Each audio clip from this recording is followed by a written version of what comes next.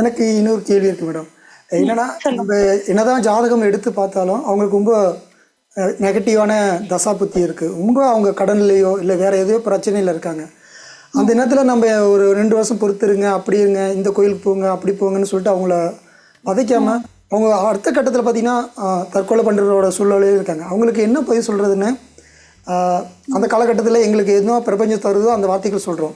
But உங்கள் வார்த்தையால் சொல்லும்போது, உங்கள் அனுபவத்தில் சொல்லும்போது அந்த இடத்துலேருந்து அவங்கள அடுத்த கட்டத்துக்கு மூவ் பண்ணாலே எங்களுக்கு ஒரு திருப்தியாக இருக்கும். அதை நீங்கள் பதிலாக உங்கள்கிட்ட கேட்குற முடியும் எப்படி இருக்கலாம் அப்படி சொல்லிட்டு. ஓகே. இப்போ ஒரு ஜாதகத்துல நெகட்டிவான திசாபுத்தி இருக்குது, அடிமேல் அடி வாங்குறாங்க, அடிமேல் அடி வாங்கிட்டே இருக்காங்க, இதுக்கு மேல ஒண்ணும் இல்லை இழக்கிறதுக்கு அப்படிங்கிற நிலைமைக்கு நிறைய பேர் என்ன ஆகுறாங்க, வர்றாங்க. இது நம்ம என்னன்னா, நம்ம உயிரோட இப்ப இருக்கோம். கடவுள் நமக்கு முழுமையா கொடுத்துருக்காங்க. நமக்கு கொடுத்துருக்கிற அறிவு, நம்மளோட உடல் உறுப்புகள் எல்லாமே இறைவன் நமக்கு கொடுத்துருக்காங்க. நம்ம உயிரோடு இருக்கோம் அப்படிங்கிற ஒரு ஒரு பாசிட்டிவான விஷயம் நமக்கு போகும். ஏன்னா இந்த நிமிஷம் உயிரோடு இருக்கிறது இங்க முக்கியமான விஷயம். அதுக்கடுத்து அடுத்த கட்டம், அதுக்கடுத்த கட்டம், அதுக்கடுத்த கட்டம்ங்கிறது மனிதர்களோட முயற்சி அப்படின்னு சொல்லக்கூடிய ஒரு விஷயத்துல நம்ம இருக்குது. ஏன்னா 6 அறிவு அப்படிங்கிறது ஒண்ணு இது ஒரு இருக்கு. கிரகங்கள் படிச்சு ஒரு ஒரு போக்குல ஒரு ஒரு அனிமல்ஸ், ஒரு மரம் செடி கொடிகள் போல 5 அறிவு ஜீவன்கள் வரை இருக்கக்கூடிய அந்த மாதிரி உயிரினங்கள் போல ஒரு மெக்கானிக்கல் லைஃபா வந்து ஹியூமன் பாடி படைக்கப்படல. ஹியூமனுக்கு 6வது அறிவு அப்படின்னு சொல்லக்கூடிய ஒரு விஷயம் இருக்கு. பிரெயின் அப்படிங்கிற ஒரு விஷயம், அதோட செயல்பாடுங்கிற ஒரு விஷயம் இருக்கு. அதாவது அதாவது பகுத்தறியும் தன்மைன்னு சொல்லக்கூடிய பகுத்தறிவு அப்படிங்கிற ஒரு விஷயம் என்ன இருக்குது ஹியூமன் பாடிக்கு அங்க இருக்குது. அப்ப இந்த மாதிரி கஷ்ட நஷ்டம், இந்த மாதிரி துன்பங்கள் வர்றது அப்படின்னு ஈஸியான ஒரே லைன்ல கருமான்னு சொல்லிட்டு போறது அப்படின்றத விட, இதை எதிர்கொள்ளக்கூடிய அடுத்தடுத்த சூழல், இதை எதிர்கொள்ளக்கூடிய ஒரு மனப்பக்குவத்தை, மன தைரியத்தை அவங்களோட தியான நிலை அவங்களுக்கு கண்டிப்பா கொடுக்கும். அப்ப நீங்க அவங்களுக்கு என்ன செய்யணும்னா, அவங்களோட வாழ்க்கையில அவங்களுக்காக ஒரு 2 நிமிஷமோ 3 நிமிஷம் ஒதுக்க சொல்லுங்க. தன்னோட மூச்சு, அதாவது பஞ்சபூதங்களால் ஆனது இந்த உலகம். இந்த பஞ்சபூதங்களால் ஆனது மட்டும்தான் நம்ம உடலும் கூட. ஒவ்வொன்றுமே பஞ்சபூதங்களால் நிலம், நீர், நெருப்பு, காற்று, ஆகாயம். இந்த பஞ்சபூதங்களை நம்ம வந்து ஒரு சில தியான முறையில நம்ம உட்கார்ந்து அதை சமன்படுத்தணும் அப்படின்னா, இந்த கெட்ட நேரம், கெட்ட கிரகம், கெட்ட திசாபுத்தி அது சம்பந்தப்பட்ட விஷயங்கள் வந்து என்ன ஆகும் நமக்கு சமனாகும். நம்ம உடம்புல இயற்கையாவே சமனாகும். யாருக்கு தியான சக்தி மூலியமா சமன்படுத்த முடியலையோ அவங்களுக்கு என்ன பண்ண சொல்லுங்க, கண்டிப்பா தெய்வ வழிபாடு பண்ண சொல்லுங்க. கோவிலுக்கு போகுனீங்கன்னா கண்டிப்பா என்ன ஆகும், அந்த பஞ்சபூத தத்துவம் அவங்களுக்கு என்ன ஆகும், கண்டிப்பா சமனாகும்.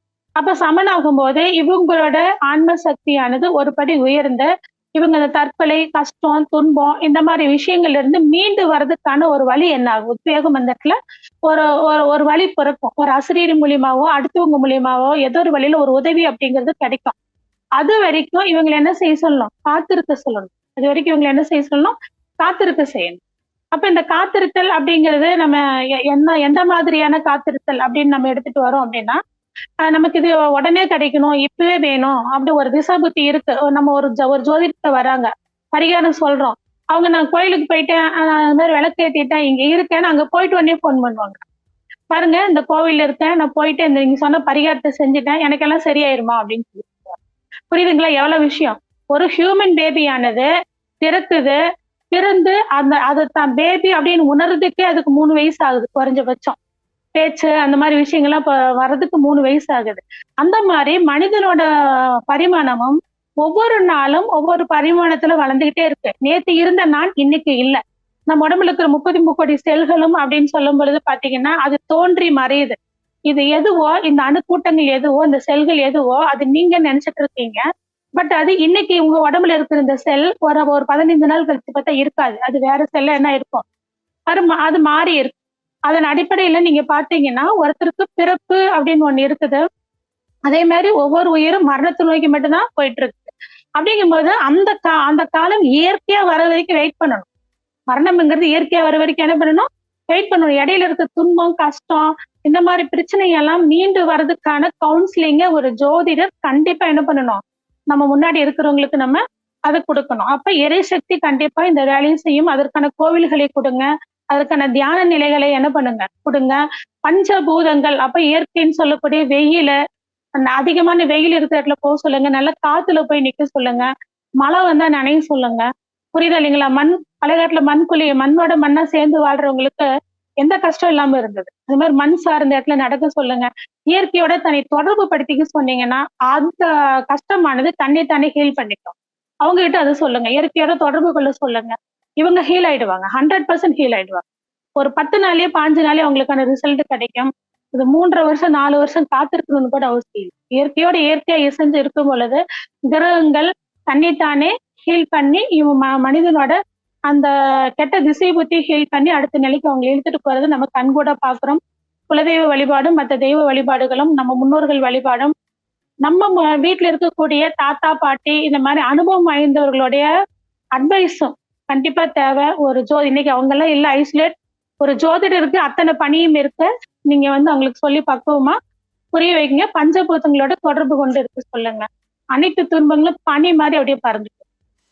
மேடம், என்னுடைய தனிப்பட்ட கேள்வி இது, ஜோதிடருக்கு கடவுள் நம்பிக்கை இருக்கணுமா? இது நம்பிக்கை அப்படிங்கிற விஷயமே நான் இங்க சொல்றது இல்ல. ஏன்னா நம்பிக்கை அப்படின்னா எது இல்லையோ அதுதான் நம்புவோம். இது கிடைக்கும் அப்படின்னு ஒரு நம்பிக்கை அப்படின்னு சொல்லுவோம். இங்க ஜோதிடம் அப்படிங்கிறது நிதர்சனமான உண்மை. நம்ம ஜோதிடரும் நிதர்சனமான உண்மை, இந்த பிரபஞ்சமும் நிதர்சனமான உண்மை, நம்மளும் நிதர்சனமான உண்மை. இந்த உண்மையை நம்ம கண் கூட பாக்குறோம், எல்லாமே செய்யறோம். இந்த உண்மை எதுவோ அதுதான் கடவுள், இந்த கடவுள் எதுவோ அதுதான் உண்மை. இதுல நம்பிக்கை அப்படிங்கிற விஷயமே கிடையாது. இந்த இயற்கையெல்லாம் நீங்க ஒரு நிமிஷம் உத்து பாத்தீங்கன்னாவே நீங்க உங்களை வியந்து போயிடுவீங்க. அதோட கட்டமைப்பு பாத்தீங்கன்னா வியந்து போயிடுவீங்க. நீங்க உங்க ஹியூமன் பாடி ஒரு மனித கருவுக்குள்ள எப்படி வளருது, இந்த கை காலு மூக்கு இதெல்லாம் எப்படி இருக்குதுன்னு பாத்தீங்கன்னா வேணுது. இது மிகப்பெரிய மெக்கானிசம் இல்லையா? இது அற்புதமான விஷயம் இல்லையா? இதை பாத்தீங்கன்னாவே சம்திங் ஏதோ ஒரு சுப்பீரியர் பவர் அப்படிங்கிற ஒரு விஷயம் இருக்குதுங்கிறது நீங்க புரிஞ்சுக்க வேண்டியது இருக்கும். இது நம்பிக்கை அப்படிங்கிற விஷயத்தோட அந்த சுப்பீரியர் பவரோட கனெக்ட் ஆகுறது அப்படிங்கிறது ரொம்ப முக்கியம் இல்லை. அப்ப நீங்க யாரா இருந்தாலும் நீங்க உங்களுக்கு கடவுளே பிடிக்கலன்னா கூட, ஆனா இந்த நிலம் நீர் நெருப்பு காற்றுங்கிறது உண்மை, இந்த சுப்பீரியர் பவருங்கிறது உண்மை, உங்க உடலுங்கிறது உண்மை. அது கூட உண்மை நிலையில நீங்க கனெக்ட் ஆனீங்கன்னா போதும். உண்மை நிலையில கனெக்ட் ஆனீங்கன்னா கடவுள் தன்னை உங்ககிட்ட வெளிப்படுத்துவார். நீங்க அதை உணர்ந்துக்கலாம். இது நம்பிக்கைங்கிறத தாண்டி கடவுள் யாருங்கிறது உணர்றது அப்படிங்கிற ஒரு விஷயத்துல எல்லாரும் கடந்து போங்கிறதா நீங்க சொல்லுவேன்.